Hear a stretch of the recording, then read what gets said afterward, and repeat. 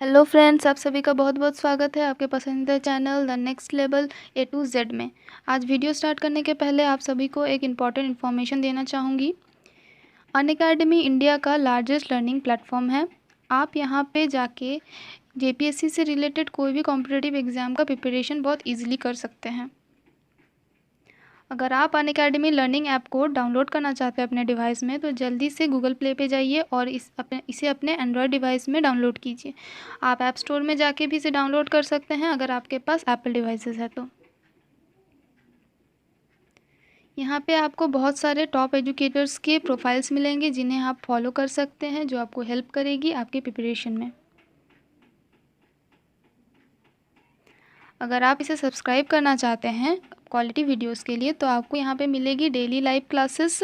आप यहाँ पे मॉक टेस्ट या फिर क्विजेस भी दे सकते हैं। आपको यहाँ पे स्ट्रक्चर्ड कोर्स मिलेगी जो कि आप अनलिमिटेड टाइम के लिए एक्सेस कर सकते हैं।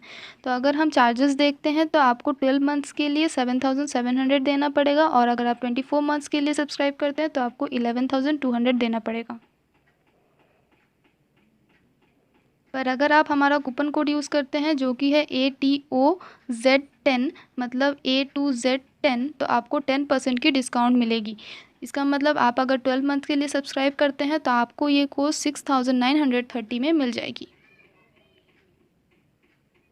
और अगर आप ये कोर्स 24 मंथ्स के लिए सब्सक्राइब करना चाहते हैं तो आपको ये कोर्स 10,080 में मिल जाएगी। आज हम इस वीडियो में डिस्कस करने वाले हैं भारत के सुप्रीम कोर्ट से जुड़े कुछ महत्वपूर्ण प्रश्नों का। अगर आपको ये वीडियो अच्छी लगी तो प्लीज़ इसे लाइक कीजिए, अपने दोस्तों को शेयर कीजिए और हमारे चैनल को सब्सक्राइब कीजिए। तो चलिए जल्दी से शुरू करते हैं आज के 30 क्वेश्चंस। तो आज का पहला क्वेश्चन है, संविधान का संरक्षण व व्याख्याकार कौन है? आपके ऑप्शंस है उच्च न्यायालय मतलब हाई कोर्ट, या फिर सर्वोच्च न्यायालय मतलब सुप्रीम कोर्ट, या फिर अधीनस्थ न्यायालय मतलब सब ऑर्डिनेट कोर्ट्स, या फिर इनमें से कोई नहीं। तो आपका करेक्ट ऑप्शन है सर्वोच्च न्यायालय, मतलब सुप्रीम कोर्ट संविधान का संरक्षक व व्याख्याकार मतलब एक्सप्लेनेटर है। अब देखते हैं नेक्स्ट क्वेश्चन। नेक्स्ट क्वेश्चन है क्वेश्चन नंबर 2, सर्वोच्च न्यायालय का गठन व इसकी शक्तियों व न्यायाधीशों को हटाने की विधि किस देश के संविधान से ली गई है? मतलब सुप्रीम कोर्ट का स्ट्रक्चर और इसके पावर और जजेस को हटाने की प्रक्रिया किस देश के कॉन्स्टिट्यूशन से ली गई है? आपके ऑप्शन है कनाडा, अमेरिका, जापान या रूस। तो करेक्ट ऑप्शन है अमेरिका। तो चलिए अब देखते हैं नेक्स्ट क्वेश्चन। नेक्स्ट क्वेश्चन है क्वेश्चन नंबर 3, अमेरिका के न्यायालय की व्यवस्था है, मतलब अमेरिकन कोर्ट की सिस्टम क्या है? आपके ऑप्शंस है एकीकृत व्यवस्था मतलब इंटीग्रेटेड सिस्टम, व द्वैध व्यवस्था मतलब ड्यूअल सिस्टम, या त्रिस्तरीय व्यवस्था मतलब 3 लेवल सिस्टम, या फिर चौमुखी व्यवस्था मतलब 4 लेवल सिस्टम। तो आपका करेक्ट ऑप्शन होगा ऑप्शन नंबर बी, द्वैध व्यवस्था मतलब dual system. Dual system work करता है अमेरिकन कोर्ट में। अब देखते हैं नेक्स्ट क्वेश्चन। क्वेश्चन नंबर 4, न्यायालय की एकल व्यवस्था मतलब सिंगल सिस्टम भारत सरकार अधिनियम से कब ग्रहण की गई?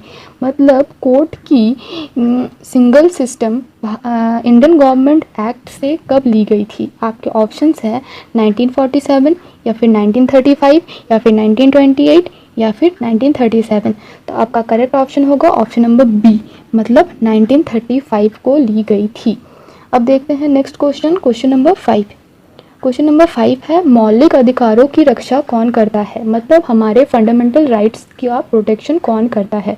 आपके ऑप्शन है सर्वोच्च न्यायालय मतलब सुप्रीम कोर्ट, या फिर उच्च न्यायालय मतलब हाई कोर्ट, या फिर अधीनस्थ न्यायालय मतलब सब ऑर्डिनेट कोर्ट्स, या फिर राष्ट्रपति मतलब हमारे प्रेसिडेंट।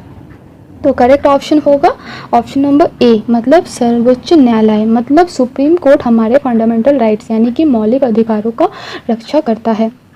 अब नेक्स्ट क्वेश्चन है क्वेश्चन नंबर 6, भारत के उच्चतम न्यायालय सुप्रीम कोर्ट का उद्घाटन कब हुआ? मतलब इंडिया का सुप्रीम कोर्ट का इनॉग्रेशन कब किया गया था? आपके ऑप्शन है 15 अगस्त 1947, 26 जनवरी 1947, या 15 अगस्त 1950, या फिर 28 जनवरी 1950।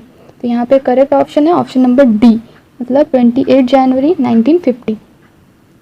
नेक्स्ट क्वेश्चन है क्वेश्चन नंबर 7, उच्चतम न्यायालय ने किस देश के प्रीवी काउंसिल का स्थान ग्रहण किया था, जो अब तक अपील का सर्वोच्च न्यायालय था? मतलब सुप्रीम कोर्ट ने किस कंट्री का प्रीवी काउंसिल का स्थान ग्रहण किया था? आपके ऑप्शन है अमेरिका, ब्रिटेन, रूस या फिर आयरलैंड। तो यहाँ पे करेक्ट ऑप्शन होगा ऑप्शन नंबर बी, मतलब ब्रिटेन। अब देखते हैं नेक्स्ट क्वेश्चन है क्वेश्चन नंबर 8। उच्चतम न्यायालय का गठन, स्वतंत्रता, न्याय क्षेत्र, शक्तियाँ, प्रक्रिया का उल्लेख भारतीय संविधान के भाग 5 में है और अनुच्छेद कितने में है? मतलब सुप्रीम कोर्ट का स्ट्रक्चर, इंडिपेंडेंस, न्याय क्षेत्र यानी कि जजमेंटल एरिया, या फिर शक्तियाँ मतलब पावर और प्रोसेस का मेंशन कहाँ पे है इंडियन कॉन्स्टिट्यूशन में? ये तो पता है कि ये पार्ट 5 में मेंशन किया हुआ है, बट आपको बताना है कि कौन से आर्टिकल में इसका उल्लेख किया गया है। आपके ऑप्शन है ऑप्शन नंबर ए 124 से 147 अनुच्छेद, या फिर 138 से 163 अनुच्छेद, या फिर 114 से 118 अनुच्छेद, या फिर 129 से 114 अनुच्छेद। तो यहाँ पे आपके करेक्ट आंसर होंगे आंसर ऑप्शन नंबर ए, मतलब 124 से 147 अनुच्छेद में इसका मेंशन किया गया है। अब नेक्स्ट क्वेश्चन नंबर 9। उच्चतम न्यायालय की स्थापना या गठन किस अनुच्छेद में है? मतलब सुप्रीम कोर्ट का एस्टेब्लिशमेंट और स्ट्रक्चर किस आर्टिकल में है? आपके ऑप्शन है 124 अनुच्छेद, 124 ए अनुच्छेद, 124 बी अनुच्छेद, या फिर 125 सी अनुच्छेद।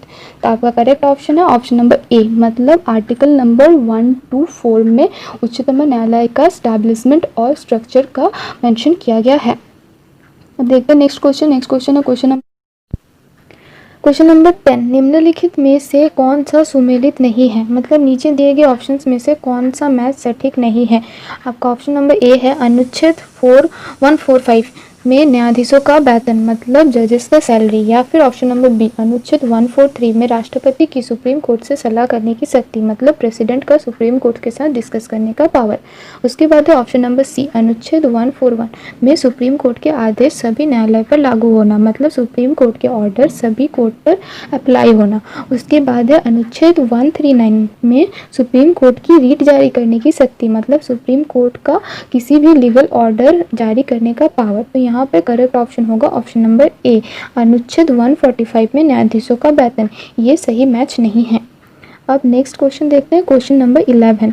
न्यायाधीशों की अर्हता में के संबंध में कौन सा कथन सत्य है? मतलब जजेस की एलिजिबिलिटी के रिलेटेड कौन सा स्टेटमेंट यहाँ पे सही है? पहला ऑप्शन है उसे भारत का नागरिक होना चाहिए मतलब उसे इंडियन सिटीजन होना होगा, या फिर ऑप्शन नंबर बी उसे किसी उच्च न्यायालय का कम से कम 5 साल के लिए न्यायाधीश होना होगा, या फिर उसे उच्च न्यायालय या विभिन्न न्यायालयों को मिलाकर 5 वर्ष तक वकील होना होगा, या फिर ऑप्शन नंबर सी राष्ट्रपति के मत में उसे सम्मानित न्यायवादी होना होगा, या फिर ऑप्शन नंबर डी उपयुक्त में सभी। तो यहाँ पे सटीक आंसर होगा ऑप्शन नंबर डी उपयुक्त में सभी।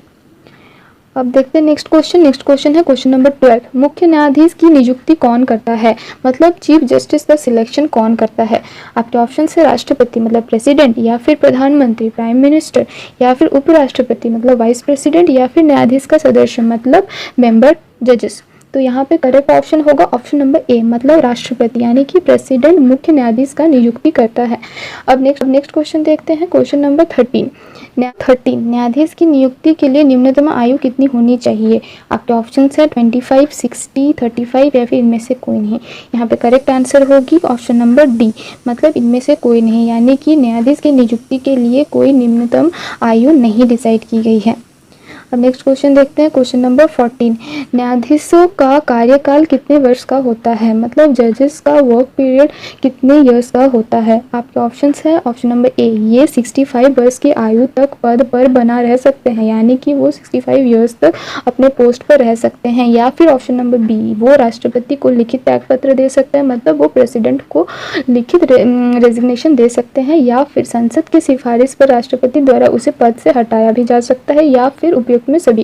तो यहाँ पे करेक्ट ऑप्शन होगा ऑप्शन नंबर डी मतलब उपयुक्त में सभी। अब देखते हैं नेक्स्ट क्वेश्चन है क्वेश्चन नंबर 15। उच्चतम न्यायालय के न्यायाधीशों को हटाया जा सकता है, मतलब सुप्रीम कोर्ट के जजेस को कौन हटा सकता है? ऑप्शन नंबर ए राष्ट्रपति द्वारा, या फिर महाभियोग द्वारा, या फिर प्रधानमंत्री द्वारा, या फिर पुलिस द्वारा। तो यहाँ पे करेक्ट ऑप्शन होगा ऑप्शन नंबर ए, मतलब राष्ट्रपति द्वारा उच्च न्यायालय के न्यायाधीशों को हटाया जा सकता है। अब नेक्स्ट क्वेश्चन देखते हैं क्वेश्चन नंबर 16। उच्चतम न्यायालय के न्यायाधीश को उसके पद से हटाने के लिए कितने सदस्यों का समर्थन होना चाहिए? मतलब सुप्रीम कोर्ट के जजेस को उसके पोस्ट से हटाने के लिए मिनिमम कितने मेंबर्स का सपोर्ट होना जरूरी है? तो आपके ऑप्शन है 1/3, 2/3, 2/4 या फिर उपयुक्त में कोई नहीं। तो यहाँ पे करेक्ट ऑप्शन होगा ऑप्शन नंबर बी, 2/3, मतलब 2/3 मेंबर्स का सपोर्ट होना जरूरी है। अब नेक्स्ट क्वेश्चन है क्वेश्चन नंबर 17। कौन सा अनुच्छेद सर्वोच्च न्यायालय को अभिलेख न्यायालय का स्थान प्रदान करता है? मतलब कौन सा आर्टिकल सुप्रीम कोर्ट को कोर्ट ऑफ रिपोर्ट का स्थान प्रदान करता है? आपके ऑप्शन है 1 to 4 या फिर 1 to 5 या फिर 1 to 7 या फिर 1 to 9। तो यहाँ पे करेक्ट ऑप्शन है 1 to 9। नेक्स्ट क्वेश्चन है क्वेश्चन नंबर 18। संविधान के किस भाग में उच्चतम न्यायालय के गठन, स्वतंत्रता आदि का उल्लेख मिलता है? मतलब कॉन्स्टिट्यूशन के किस पार्ट में सुप्रीम कोर्ट का स्ट्रक्चर और इंडिपेंडेंस मेंशन होता है? आपके ऑप्शन है 3, 4, 5, 6 और इसका करेक्ट आंसर होगा ऑप्शन नंबर सी, मतलब पार्ट 5 में मेंशन होता है। नेक्स्ट क्वेश्चन है क्वेश्चन नंबर 19। सर्वोच्च न्यायालय के जजों का वेतन किससे आहरित होता है? तो आपके ऑप्शन है भारत के संचित निधि से, मतलब इंडिया के कंसोलिडेट फंड से, या फिर संसदों द्वारा, मतलब पार्लियामेंट से, या फिर सर्वोच्च न्यायालय खुद तय करता है, या फिर इनमें से कोई नहीं। तो यहाँ पे करेक्ट आंसर होगी ऑप्शन नंबर ए, मतलब इंडिया के कंसोलिडेट फंड से सर्वोच्च न्यायालय के जजों का वेतन आहरित होता है। Next question number 20। इस समय उच्चतम न्यायालय में न्यायाधीशों के कितने संख्या है? मतलब इस समय प्रेजेंटली सुप्रीम कोर्ट में कितने जजेस है? आपके ऑप्शन है 25, 30, 34 या फिर 35। तो करेक्ट आंसर होगी ऑप्शन नंबर सी, मतलब 34 जजेस है। नेक्स्ट क्वेश्चन है क्वेश्चन नंबर 21। उच्चतम न्यायालय के न्यायाधीशों की संख्या में वृद्धि करने का अधिकार किसको है? मतलब सुप्रीम कोर्ट के जजों की संख्या को इंक्रीज कराने का पावर किसके पास है? आपके ऑप्शन से राष्ट्रपति, संसद, सर्वोच्च न्यायालय या फिर प्रधानमंत्री। तो यहाँ पे करेक्ट ऑप्शन होगा ऑप्शन नंबर बी, संसद, मतलब पार्लियामेंट को अधिकार है कि वो उच्चतम न्यायालय के न्यायाधीशों की संख्या में वृद्धि कर सकता है। अब नेक्स्ट क्वेश्चन देखते हैं क्वेश्चन नंबर 22। फरवरी 2009 में केंद्र सरकार ने उच्चतम न्यायालय के कुल न्यायाधीशों की संख्या 26 से बढ़ाकर कितनी कर दी थी? मतलब फरवरी 2009 में सेंट्रल गवर्नमेंट ने सुप्रीम कोर्ट के कुल जजेस की संख्या को 26 से बढ़ाकर कितनी की थी? तो आपके ऑप्शन है 30, 31, 35 या फिर 34। तो यहाँ पे करेक्ट ऑप्शन होगी ऑप्शन नंबर बी, मतलब 26 से बढ़ाकर 31 कर दी गई थी। नेक्स्ट क्वेश्चन है क्वेश्चन नंबर 23। राष्ट्रपति किसी भी न्यायाधीश को भारत के उच्चतम न्यायालय का कार्यकारी मुख्य न्यायाधीश कब नियुक्त कर सकता है? मतलब प्रेसिडेंट किसी भी जज को भारत का सुप्रीम कोर्ट का मुख्य न्यायाधीश कब सिलेक्ट कर सकता है? तो आपके ऑप्शन है पहला ऑप्शन मुख्य न्यायाधीश का पद रिक्त हो, मतलब चीफ जस्टिस का पोस्ट वैकेंट हो तब, या फिर अस्थायी रूप से मुख्य न्यायाधीश अनुपस्थित हो, मतलब चीफ जस्टिस एब्सेंट हो टेम्परेरीली, या फिर मुख्य न्यायाधीश अपने दायित्व का निर्वाहन करने में असमर्थ हो, मतलब चीफ जस्टिस अपने रिस्पॉन्सिबिलिटी का पालन नहीं कर पा रहे हो, या फिर सभी, उपयुक्त में सभी। तो यहाँ पे करेक्ट ऑप्शन होगी ऑप्शन नंबर डी, मतलब उपयुक्त में सभी। नेक्स्ट क्वेश्चन है क्वेश्चन नंबर 24। सेवानिवृत्त मुख्य न्यायाधीश एवं अन्य न्यायाधीश की पेंशन उनके अंतिम माह के वेतन का कितना % निर्धारित है? मतलब सेवानिवृत्त मुख्य न्यायाधीश या फिर अन्य न्यायाधीश के पेंशन का अमाउंट उनके लास्ट मंथली सैलरी का कितना % होता है? आपके ऑप्शन है 40%, 50%, 60% या फिर 70%। तो यहाँ पे करेक्ट आंसर होगी ऑप्शन नंबर बी, मतलब 50%। तो इसका मतलब ये हुआ कि न्यायाधीशों का पेंशन उसके अंतिम माह का 50% सैलरी होता है। अब नेक्स्ट क्वेश्चन है क्वेश्चन नंबर 25। संविधान ने उच्चतम न्यायालय का स्थान कहाँ घोषित किया है? मतलब हमारे कॉन्स्टिट्यूशन ने सुप्रीम कोर्ट का स्थान कहाँ पे घोषित किया है? जयपुर, मुंबई, कोलकाता या दिल्ली? तो आपको पता ही होगा कि हमारे कॉन्स्टिट्यूशन ने सुप्रीम कोर्ट का स्थान दिल्ली में घोषित किया है। अब नेक्स्ट क्वेश्चन देखते हैं क्वेश्चन नंबर 26। निम्न में से किसे ये अधिकार प्राप्त है कि वो उच्चतम न्यायालय की पीठ देश में कहीं और स्थापित करा सके? आपके ऑप्शन है सुप्रीम कोर्ट के मुख्य न्यायाधीश को, या फिर राष्ट्रपति को, या फिर संसद को, या फिर सुप्रीम कोर्ट के मुख्य न्यायाधीश को यह अधिकार प्राप्त है कि वो राष्ट्रपति से पूर्व अनुमति लेकर वो उच्चतम न्यायालय के पीठ देश में कहीं और स्थापित करा दे। तो यहाँ पे करेक्ट ऑप्शन होगी option number D. Next question, question number 25। सर्वोच्च न्यायालय ने संविधान की आधारभूत संरचना मतलब बेसिक स्ट्रक्चर की घोषणा किस मामले में की थी? आपके ऑप्शन है गोलकनाथ मामला, केशवानंद भारती मामला, मिर्वा मिम्स मामला, या फिर द्वितीय जज मामला। तो यहाँ पे करेक्ट ऑप्शन है ऑप्शन नंबर बी, मतलब केशवानंद भारती मामला। Next question, question number 28। जनहित याचिका कहाँ दायर की जाती है? जनहित याचिका मतलब पब्लिक इंटरेस्ट लिटिगेशन कहाँ दायर की जाती है? आपके ऑप्शन है सर्वोच्च न्यायालय, उच्च न्यायालय, अधीनस्थ न्यायालय, या फिर जिला अदालत। तो यहाँ पे करेक्ट ऑप्शन है ऑप्शन नंबर ए, मतलब सुप्रीम कोर्ट में। नेक्स्ट क्वेश्चन देखते हैं। नेक्स्ट क्वेश्चन है क्वेश्चन नंबर 29। यदि राष्ट्रपति और उपराष्ट्रपति अनुपस्थित हो तो भारत के राष्ट्रपति का पद कौन संभालता है? प्रधानमंत्री, राज्यपाल, सर्वोच्च न्यायालय के मुख्याधीश, या फिर उच्च न्यायालय के मुख्याधीश। तो यहाँ पे करेक्ट ऑप्शन होगी ऑप्शन नंबर सी, मतलब सर्वोच्च न्यायालय के मुख्याधीश उनका पद संभालता है। नेक्स्ट क्वेश्चन है last question, question number 30। Bharat के प्रथम मुख्य न्यायाधीश कौन थे? आपके ऑप्शंस है एच.जे. कनिया, या फिर एस.ए. बॉब्डे, या फिर फातिमा एम.बी.बी, या फिर रंजन गोगोई। तो आपका करेक्ट आंसर है ऑप्शन नंबर ए, एच.जे. कन्हैया। तो दोस्तों हमने आज टोटल 30 क्वेश्चंस देखे भारत के सुप्रीम कोर्ट से रिलेटेड। उम्मीद है ये वीडियो आपको काफ़ी हेल्पफुल रहे। तो फ्रेंड्स, अगर आपको ये वीडियो अच्छी लगी तो प्लीज़ इसे लाइक कीजिए, अपने दोस्तों को शेयर कीजिए, और हमारे चैनल को सब्सक्राइब करने के लिए बेल आइकन को प्रेस कीजिए। और याद से A to Z 10 coupon code को यूज़ करके अभी के अभी 10% की डिस्काउंट लीजिए JPSC के प्रिपरेशन में अनअकैडमी लर्निंग ऐप पर।